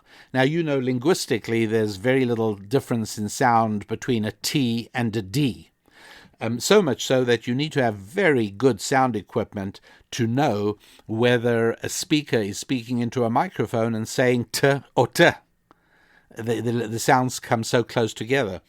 And so the silver coins that were minted in that area, and they were trusted because the merchant who minted them was a trusted guy. So his coins began to be trusted. And they were called the valley coins, Thaler coins. And you can hear how the word dollar began to emerge from the German word for valley, Tal. A dollar something that comes from the valley is a Thaler, right? Just like a Berliner is somebody that comes from Berlin. A Thaler is somebody who came from that valley, Tal. And Thaler eventually became dollar. And that's how that began to happen. So trust is everything, and if the trust will grow, again, the reason governments got involved back with the Hanseatic League is that merchants who were minting and using the currency realized they needed the prince, they needed the government, they needed the state in order to help protect them, to stop robbers, to allow them to retain their assets. Obviously, the state always took a price for doing that. Taxation, absolutely. How is taxation based? On income. Why? Well, because, as I just explained, how does money come into being? When one person serves another person. That's what produces money, right? It creates wealth. The job of the government is to print currency in that direct proportion, not more for inflation, not less for deflation, exactly that amount. And that's exactly what we want to see government doing. We all know government's not doing that. The government is printing too much, so it all changes, and the value of the money goes down, just as your money is going down every single day. And so the creation of money is where the tax takes place. How do you tax where the money is created? Well, the money is created when you pay me for something I did for you. And so therefore I have to pay tax on that. And everybody, from the earliest times, everyone latched onto that it's when we work for one another, when we transact with one another, that's what creates money. And the money must be taxed, says government, at its source, immediately, as soon as it comes into being, and that's the way to do it. Now, a big risk factor with cryptocurrency, in other words, for how long is the government going to be willing to have a currency that doesn't need the government? Not connected to the Federal Reserve, not connected to government in any way whatsoever. As a matter of fact, I could do a transaction with you in Bitcoin, and if I want to do something illegal, I could fail to report it as income, and all of a sudden there's an underground economy in Bitcoin. Now, there is no way the government, if that becomes more prevalent, if Bitcoin starts receiving wider and wider acceptance and circulation, and more vendors start accepting Bitcoin, well then, how long will the government tolerate the possibility that people are not reporting income in Bitcoin? Something will be done. I have no idea what, but I do know that the avarice and appetite of government for money is limitless, and frighteningly, the power of government is limitless. Put those two things together, and they will find a way. If you really want to have nightmares, think about it becoming a United Nations issue. Okay, so at the moment, it's not yet a big enough problem, but it's getting there. And the reason I decided to talk about Bitcoin today was the news that Elon Musk of Tesla Motor Cars sunk $1.5 billion into Bitcoin. He bought that much Bitcoin. That's an awful lot. And that's significant. Also, institutional investors, various funds, and I checked into this because I wanted to make sure. But yes, there's a whole bunch of major funds with high rates of credibility that put some of their money in Bitcoin. They've decided, and their actuaries have decided, that the risk of Bitcoin, whatever that is less than the risk of holding your money in currency. So for a certain amount, they are buying Bitcoin. And as Bitcoin becomes more and more acceptable, it becomes more and more valuable. But on the negative side, it also becomes much more of a target. Even now, by the way, it is in the United States, and I think in other countries as well, it is already an Internal Revenue Service requirement. On your tax form, you actually have to disclose your Bitcoin ownership. Now, it can't be verified or proven, but do you really want to become a criminal?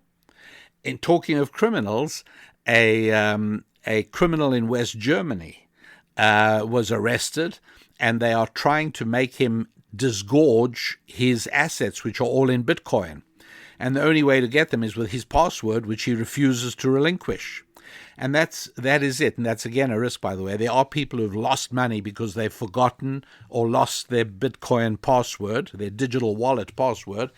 And that is how you hold your currency. Now, again, I'm Jewish, and I'm painfully aware of the history of my people. And many is the time over the last few hundred years that we've had to flee from a country, from a place we're at, and start anew somewhere else. And what, for instance, with the Nuremberg laws in Germany in the 1930s, the Nazis basically said to Jews, go, and you can't take anything. You have to leave everything behind. And all of a sudden, Jews were scrambling to try and sell their house and change, and buy diamonds or gold. Well, the government knew what they were doing, and so did everyone else. And so the value of Jewish real estate plummeted, and Jews arrived in other countries as refugees, penniless. How nice would it have been to have had your money in a digital wallet, right? You come to a new country, no problem, just turn on your laptop and you got your money. You can pay rent, you can buy property, you can do all kinds of things. You got your Bitcoin. So very nice, no question about it. But again, I also know that government is not going to sit by and not do something about this. So these are all different things that we have to weigh up. So that's an overview, ladies and gentlemen. It's what I've tried to do is give you enough basic principles, right? Not telling you to invest or not to invest, that would be silly, but I've tried to give you enough insight into what is really going on there, what it really is, so as that we can each make up our own minds. But one thing I do think, and that is that it's not a time to be oblivious of it. I don't think any of us should shrug our shoulders and say, this is just a passing fad, I'm not interested in it. I think that any happy warrior should at least be aware of Bitcoin and maybe make an educated and deliberate decision to not get involved in it in any way at all, or alternatively, you maybe decide, yes, indeed, to get involved in it, but always from a position of at least some knowledge and understanding. And so wealth is produced when, at least money is created when we serve one another. Bitcoin seems to be created when people solve mathematical problems, but that's not actually helping anybody. That's simply the mechanism for the issuing of Bitcoin. But they are using electricity, and that is helping somebody. And that's why I emphasize so much the role of electricity in Bitcoin, showing it to be very similar to the role of electricity in a ton of aluminum, in that the power utilities in China, in Russia, and particularly in Iceland, they've got power. For them, this is money for nothing. The fact that Bitcoin mining outfits are paying a lot of money to Iceland is a lot of money, but it's for very cheap power, and that's what makes mining for Bitcoins profitable in Iceland. It would not be profitable to try and mine for Bitcoin in California. The California state government, after years and years and years of mismanagement, has literally made it impossible to smelt aluminum in California and impossible to mine Bitcoin in California. Also impossible to do a whole lot of other things as well. The glories and delights of far left socialist government, obviously. Yes, Iceland is making money off Bitcoin, serious money. And so you could say that Bitcoin is coming into existence because people are doing something for other people. That is what lies at the bottom of the reality of money. And if that were not there, if Bitcoin did not take large amounts of electricity or didn't require you to do something, if the inventor of Bitcoin, whom we don't really know who it is, but had he said, everybody, this is the way it's going to work. You have to plant and nurture 50 trees in a forest, and then you get a Bitcoin. That could also have worked. Again, if there was a way of maintaining the bookkeeping the blockchain technology is brilliant. It's wonderful. And I mention the word because no matter where you are, no matter what sort of happy warrior you are, you do need to know about blockchain technology. It's going to be used for more and more things. It is remarkably reliable, mainly because it doesn't depend on one set of books located on one computer or in somebody's drawer in an office, but it actually exists on millions of computers at the same time, and the possibility of fraud is as close to zero as to be meaningless. And so I think, I could tell you more about it, but I think I've been going on for quite long enough for this podcast today. But I think it's important. I'm sure many of you already know a lot about Bitcoin, probably more than I do. But what I'm hoping is that those happy warriors who've been pushing it to the back of their minds and have been thinking, I don't have to worry about this. You know what? I got enough on my mind. I don't have to think about Bitcoin now.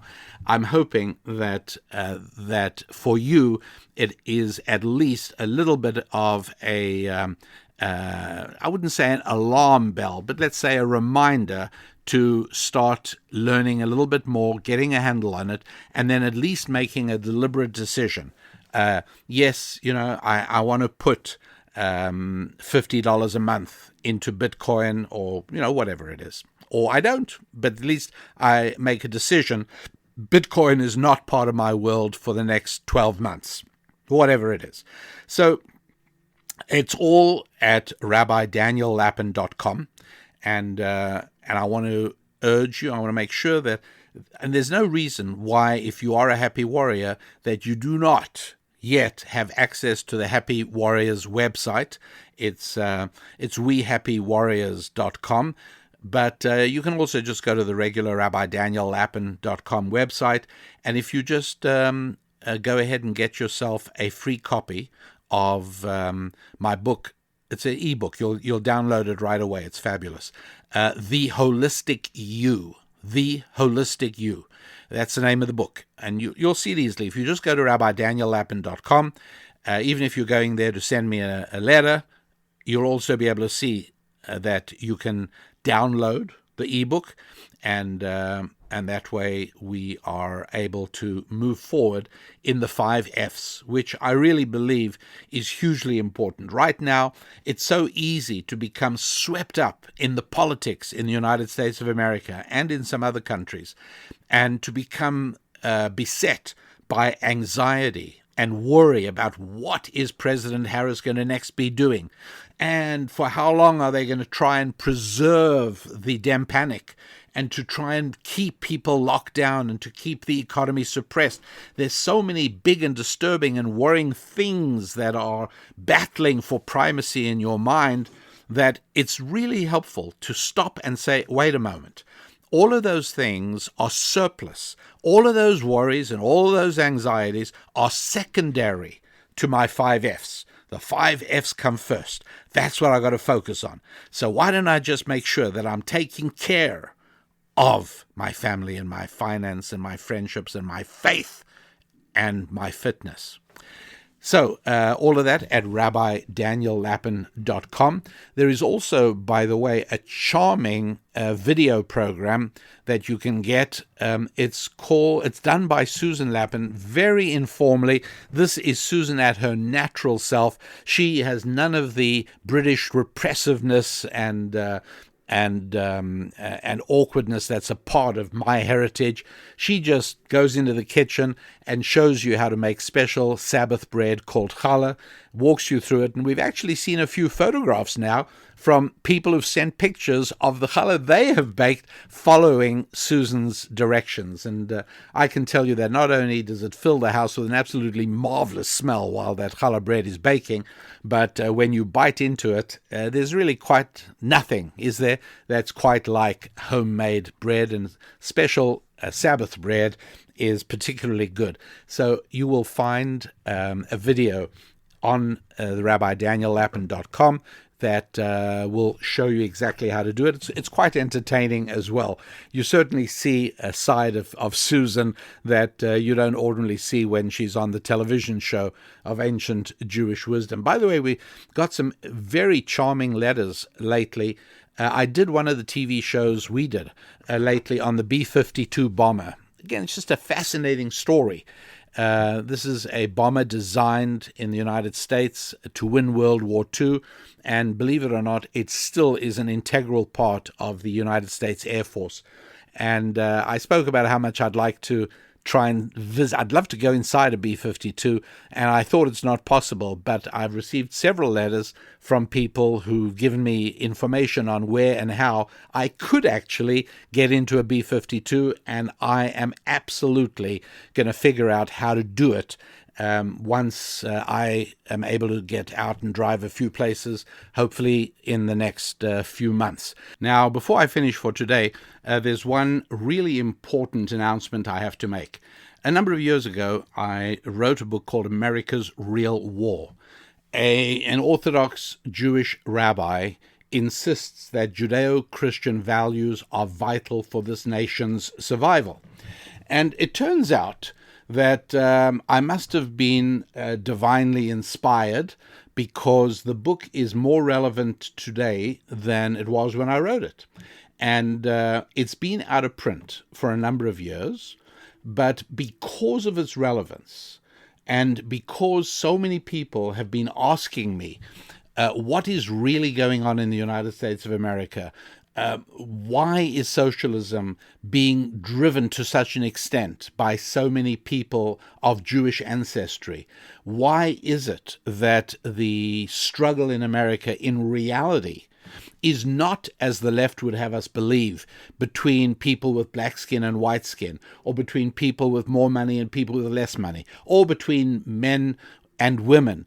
But it's really between people who view Judeo-Christian values as vital, and on the other side, people who view Judeo-Christian values as primitive obstructions to what they think of as progress. That's why they're progressives. And obviously, there are people of many different colored skins on both sides of the divide. There are men and women on both sides of the divide. There's people with more money and less money on both sides of the divide. I also explain why the word rich is totally inapplicable for human beings. Rich and poor are not words that even make sense if you understand what a human being really is. And so people have been asking me about the book. We've reprinted it, and it's available in paperback and also ebook.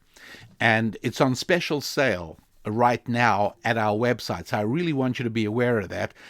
Firstly, it's a gift. It's a great gift. If you've already got a copy from years ago, then that's great. If you don't, I think you kind of need one, just in terms of really understanding what's going on around us, so as you really get clarity and you have a world view that matches reality.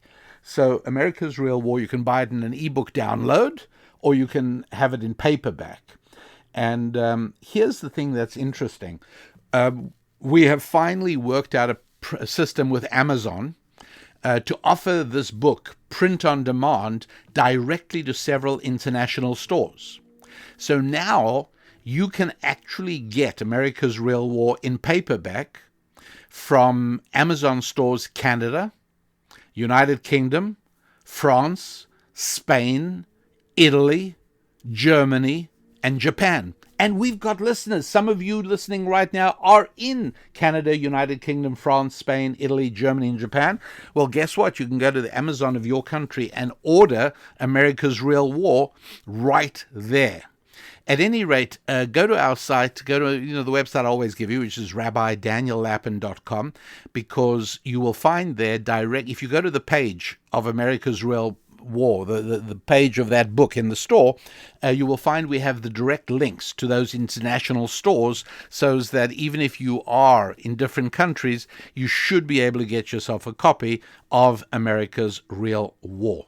So please go ahead, do that. And I love hearing from people who've commented on the book, people who've read it, and then write in to talk about certain applications, in some cases things I did not think of or didn't see, and that I've made notes of to incorporate one day in a new edition when we do one of those. So, okay, that is the important announcement that I really wanted you to all be aware of. Thanks so much for taking a look at America's Real War. That, ladies and gentlemen, is as far as we're going to be able to go today on this week's Rabbi Daniel Lapin Show. I really appreciate you being part of the show. I love hearing from you. And I also love the fact that so many of you are telling friends about the show. Look, the odds are that if you find value in it, people you like probably will too. I mean, that's the way I look at it. So thanks for doing that. And I want to wish you, each and every one of you happy warriors, I want to wish you a great week ahead and a week of success in your relationships with your finances, your family, your friends, your faith, and your fitness. I'm Rabbi Daniel Lapin. God bless.